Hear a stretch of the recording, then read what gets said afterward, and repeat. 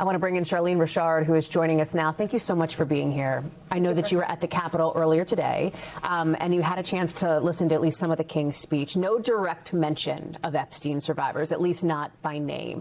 And I wonder, had you been hoping or anticipating that? Give me your sense of what you thought of that.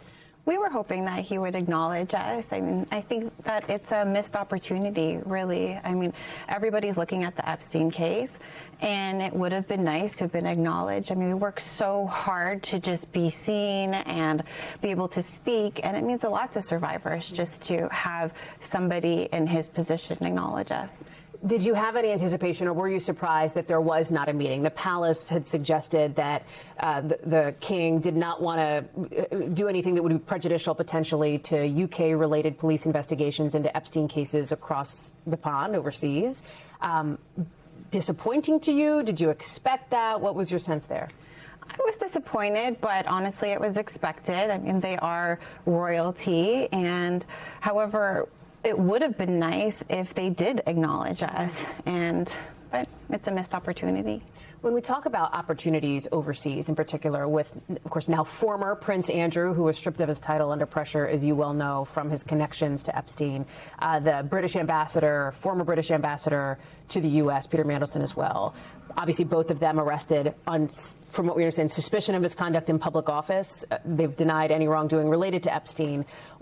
What are your hopes for any sense of accountability in London, in the UK? We talk so much about accountability in Washington, but do you see this globally?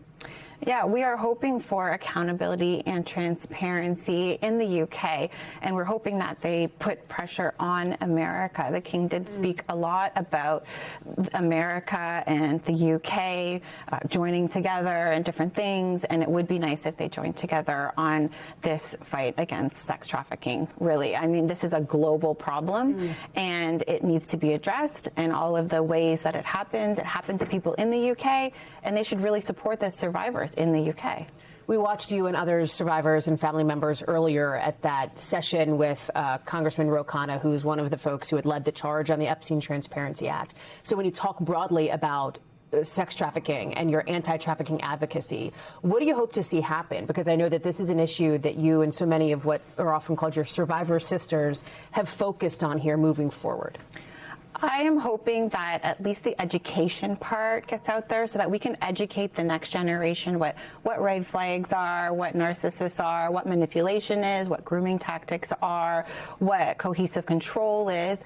That would be the first step. Then the next step would be to create laws around all of this so that if you know how this system works, and that's what it is, it's a system. It crosses all borders. It goes all over the world.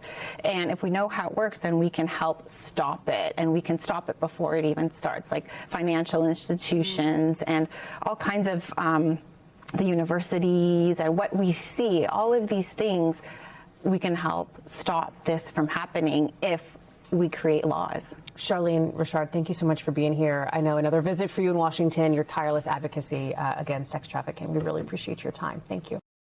We thank you for watching, and remember, stay updated on breaking news and top stories on the NBC News app or watch live on our YouTube channel.